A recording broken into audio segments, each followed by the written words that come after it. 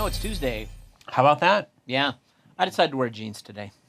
Yeah, jeans work on a Tuesday. It does. Yes. Just Yes. figured we've done a lot over the past few weeks. Yeah. Today's casual day. Okay. Yeah. Yeah, you were saying we finished Christmas Finished Christmas, then we Okay. went right into financials, financials closing the year, plus building a budget. and got a budget passed. Got a budget passed. So we had an annual meeting the past week. Yep. That's good. Yep. So and all those things complete. yeah. Yeah. So, We're ready to go into the new year. right? I got And- 10 days to dress casually before Ash Wednesday. Then it's Ash Wednesday. Yeah. So, And you will not be in jeans for Ash Wednesday? probably not. Probably not. Probably not. We'll see what the day brings, but Yeah, probably dressed up a little bit. So. okay. So this is your time. This is it. This is my moment. Mm-hmm. My moment to slum and slum around. So I'm slumming it today. Slumming so. through CLC. That's right. So, and I don't have any, other than this, no public appearances today.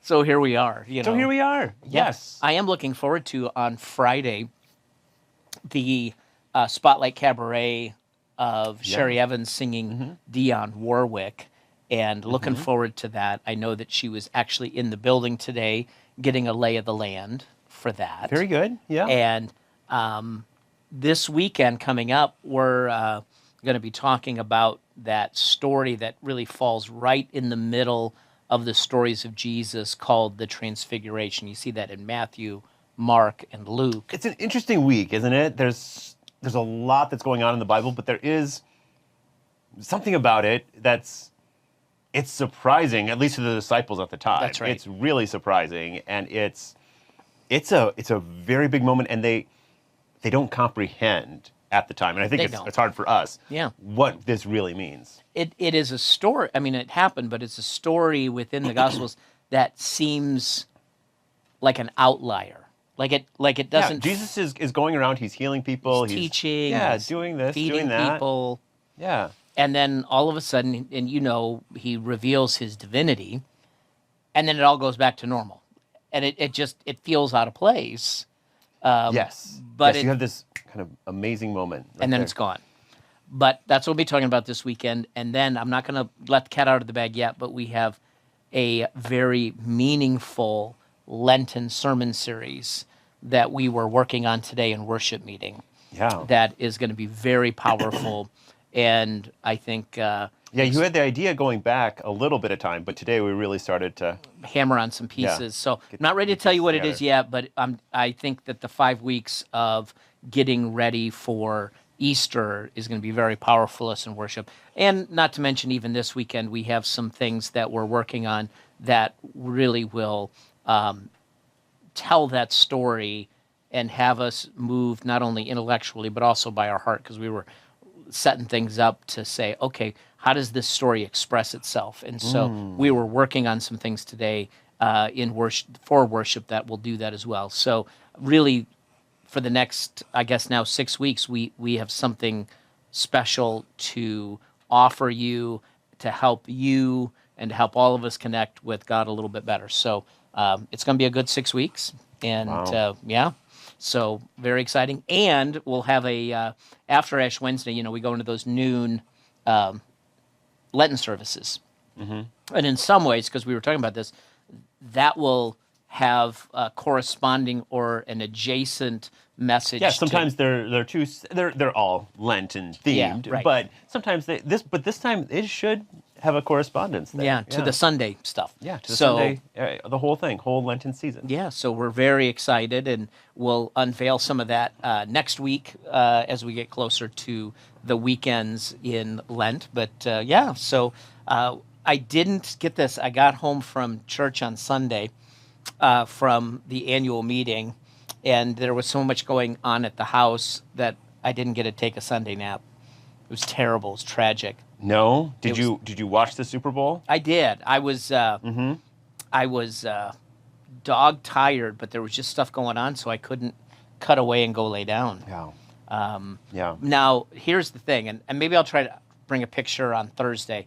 So every year, so 22 years now, when Super Bowl comes on, you get to halftime, there is a point that the Bergrens cut away because we have an affinity for dogs. The Puppy Bowl. So we always switch over to the Puppy And so Bowl. that's been a Berggren generation, or going back quite a few years. They've done it for 22 years now. 22 years. I think most halftime shows we've gone to the Puppy Bowl. I think the only time we haven't, to be honest, is probably the greatest, in my opinion, Super Bowl halftime show ever. Okay. Prince. Prince came on. It was raining cats and dogs, and somebody came up to Prince and said, "Oh, we didn't expect rain." And he said before he went, and I love this, "I hope it rains harder." Really? And have you ever seen that halftime show? You know what? I've seen pieces of. I have not seen the whole thing. It is incredible. Yeah. So we like Prince. So but other than that, we always switch over to the Puppy Bowl. But there's a point to this. I don't know if you saw the post on Facebook. Your post? Yeah. Well, Rachel's, but she tagged me. Rachel's post. I don't know that. So we turn on the Puppy Bowl, and in the second quarter of the Puppy Bowl, because they switch out their teams. Okay. And all the dogs in the Puppy Bowl are dogs up for adoption. So it serves a greater purpose of people adopting dogs all across the country. There was a dog from Las Vegas in the Puppy Bowl from the NSPCA. Anyways, we get into the second quarter and Team Fluff, because there's two teams, Team Rough and Team Fluff. Whoa. Team Fluff introduced a dog by the name of Juno, who had the exact same coloring as our Juno. Really? So, and I'll bring a picture on Thursday. I'll put this up on the screen. This dog looked like our Juno with the same name. With the same name? I kid you not. Wow. And so we just didn't have time today, but I'll upload it. You on Thursday. Come back and I'll show you. This dog looks like our dog. We get a side-by-side comparison Yeah. of your Juno. Yeah, I'll do it. And said Fluff Team's Juno. Yeah, Yeah. from the Kansas City Humane Shelters. So if you're friends with me or Rachel on Facebook, go to that Facebook post and you will see two Junos. Our Juno, and then the one that was in the Puppy Bowl. It shocked us so much that I paused it, rewound it, so Rachel could get a picture of that Juno. Wow. So Wow. it's not very often that you not only have a dog that looks like your dog, but then also has the same name as your dog. Right. So now if somebody, I don't know how fast they get adopted on the Puppy Bowl, but Right. if you wanted to have the duplicate dog, I guess you just reach out to the Kansas City Humane. You just drive up there, and pick up your dog, and then you could have an exact copy of Pastor Ben's Juno. Yes. So Wow. I don't know if the dog's been adopted, but there is a second Juno out there that looks like Uno Juno, the number one. Number one Juno. Juno, right. So But- this would be Duo Juno. Yes, if you want Duo, get in your cars now. So that was Yes. the big surprise of the Puppy Bowl was there was Another Juno. another Juno.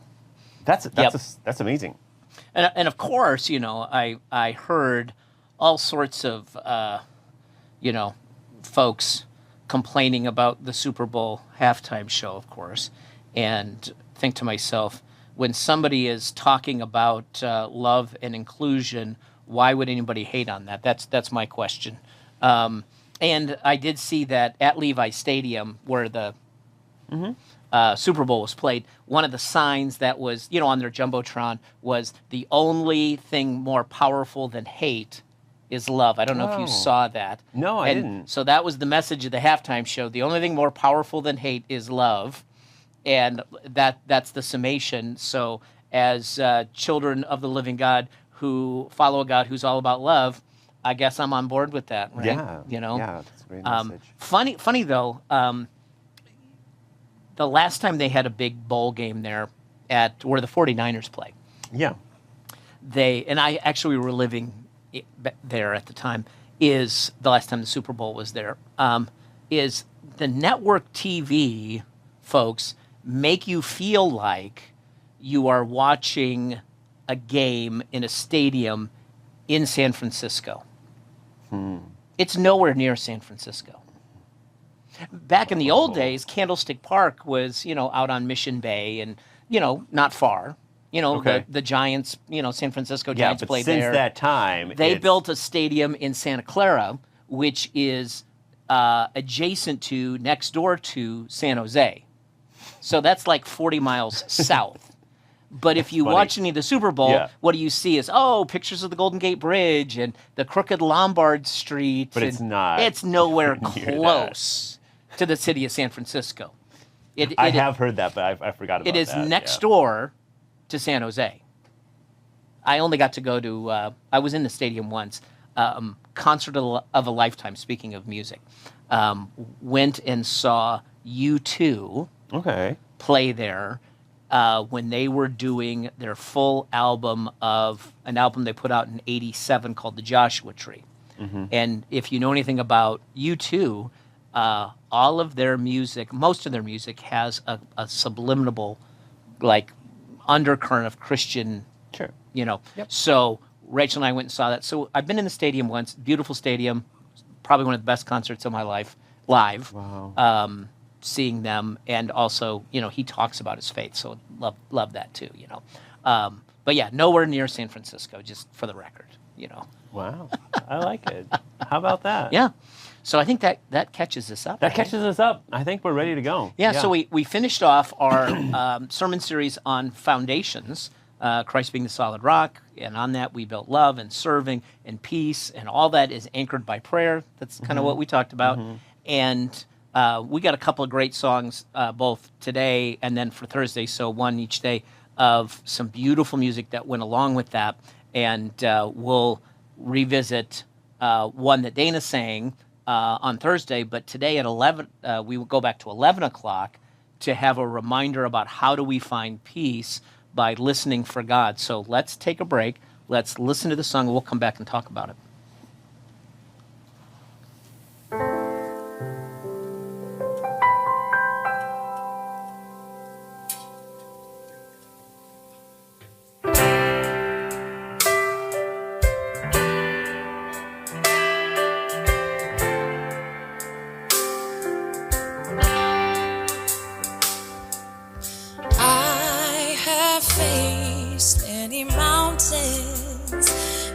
Through trials and shed many tears. When I look around and it all seems hopeless, I won't fear.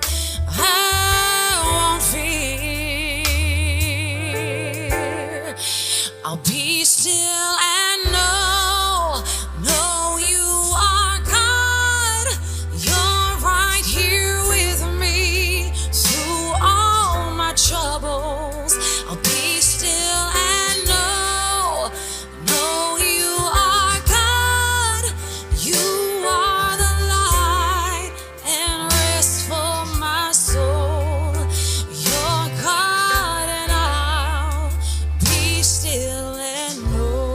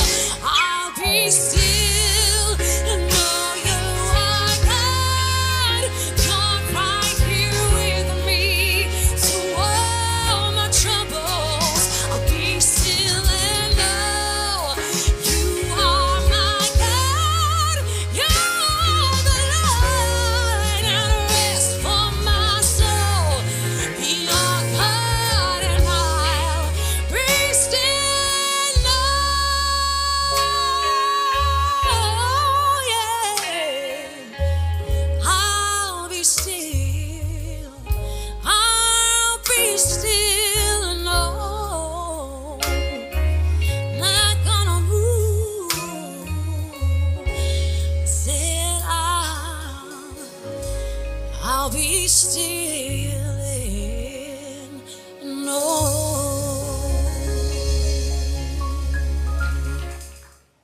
Isn't that a great song? That's a really, really great song. It's a new one for me. Yeah, and it's not that old. There might be some earlier versions, but CeCe Winans released this in 2024. So if there's other versions of it, she reworked it and put out this version. Wow. Just love that. And of course, that's our very own Ashley Fuller. So At 11 o'clock. when you think about finding peace, because was the theme of Yes, a foundation of peace. Yep.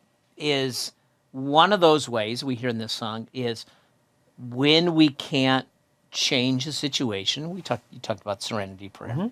When you can't change things, then you gotta like hand that over to God. You got to hand that over to God. And sometimes we know the answer to change. Sometimes God says yes. Sometimes God says no. And sometimes God says not yet. You know, and part of that, if it's causing you anxiety, is to be still, to wait on God to do the thing that you cannot do. Otherwise, you're spinning in circles, you are an emotional mess, you're churning and burning and spinning your tires, and that doesn't do good for anybody. Yeah. And so part of having the discernment between what you can change and what you can't is knowing what you can't and then saying, okay, I'm going to wait on God. And I picked some verses today that uses that word, those two words, be still. Yes. And some in relation to the Bible, the song, which is from Psalm 46, but also some other places. For example, if you go back to the time of what we would call Israel's reconstruction, so after the Persian and Babylonian exile, the people come back, or at least the leaders come back, and help reorganize and set Jerusalem kind of back on its feet because it was a pile of rubble after the Babylonian army leveled it. And both Ezra and Nehemiah, one a priest, the other a administrator, Ezra's the priest, Nehemiah's the administrator, come back and not only rebuild the walls around Jerusalem, because no city's safe without city walls, and then eventually start working on the temple. And there comes a point where they've been doing some working and they kind of take this spiritual break, and the decision is made to gather everybody in that area to read to them the scriptures. And if you think, that probably 70 years since anybody has probably heard words from Scripture. This is Old Testament, so it's the law. Yeah. And people haven't heard it. Like, they were probably practicing their faith the best way they could. Most of them were illiterate. I mean, that's just the time period they were in. And so Nehemiah and Ezra come to this place where, like, let's share God's standards with the people, because they actually don't know. Yeah. It wasn't a judgment thing. They're just like, well, let's reacquaint you with God's word. And so he gathers everybody. They get into a big courtyard, men, women, children, everybody, and they start reading. And once they hear that they weren't living anywhere close to God's intention for them, they were pretty upset. They're like, we had no idea. Yeah. Like that we were so, far off, the center line of life.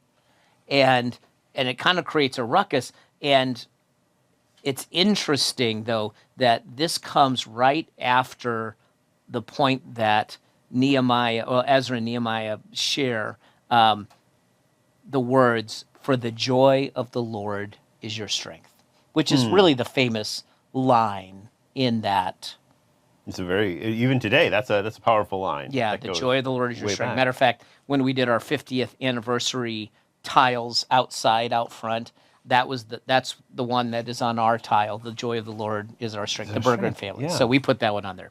But right after that, same period of time, this is what was said. The Levites calmed all the people, saying, "Be still, for this is a sacred day.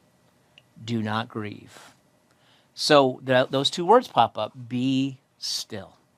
So when we're upset and can't settle down and we're all, bunged up and, worked up, we hear the words, be still.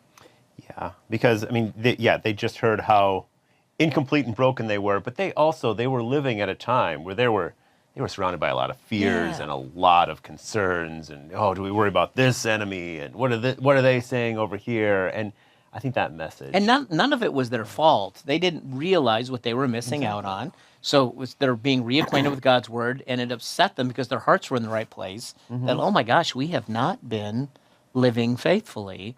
But God wasn't blaming them. They just felt bad that they weren't in that place. And the priests were like, be still, or still your hearts.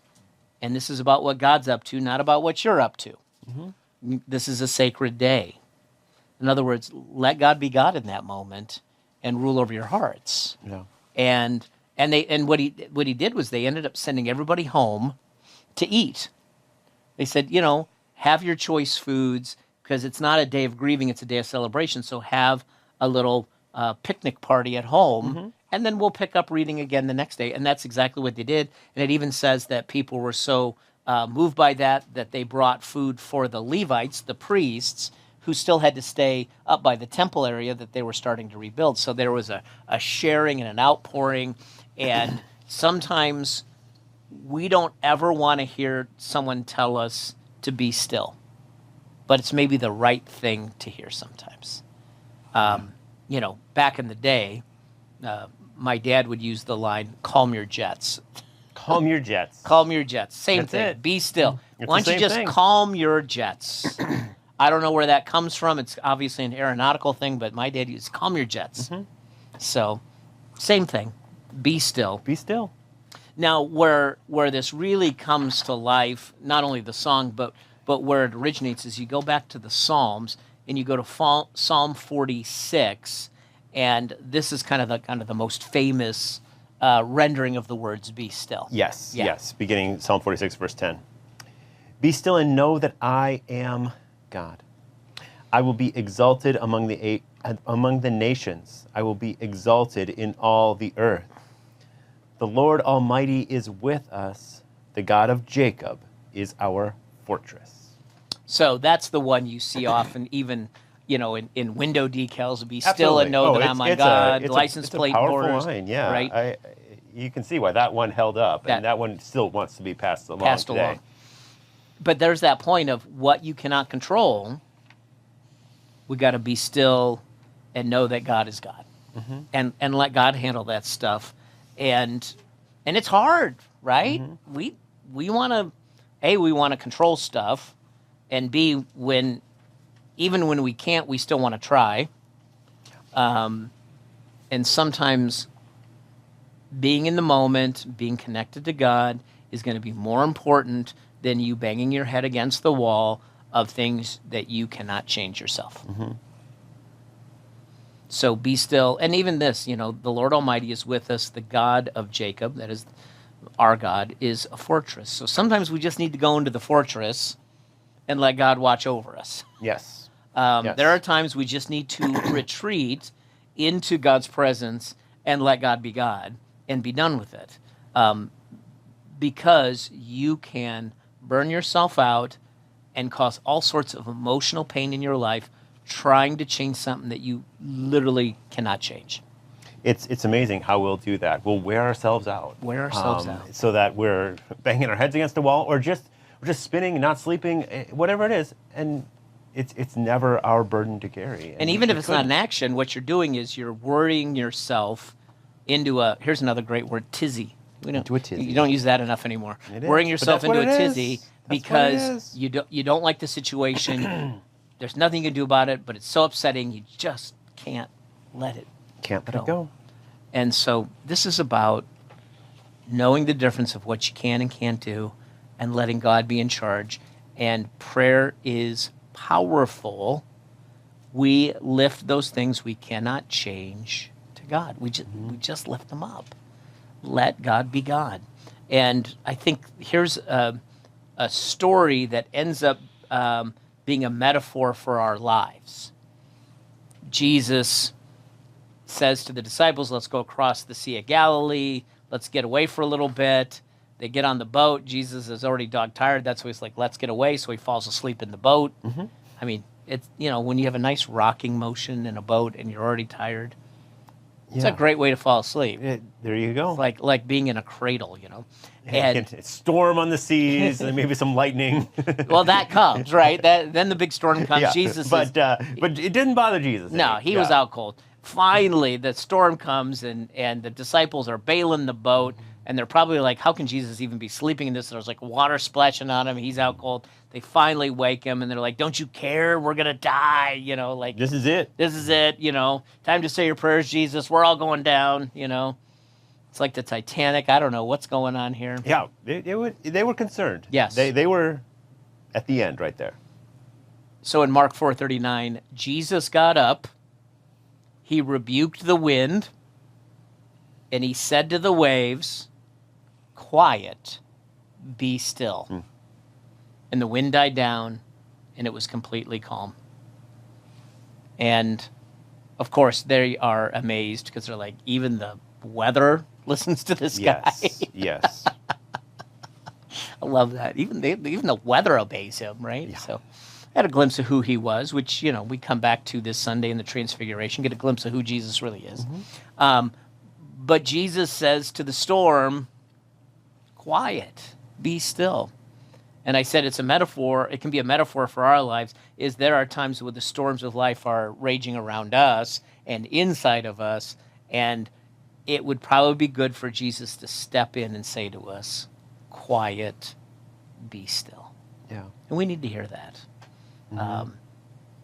There is so much angst in our world for good reason, but we also, a lot of us feel powerless in this. And so being able to turn to God and saying, this is beyond me.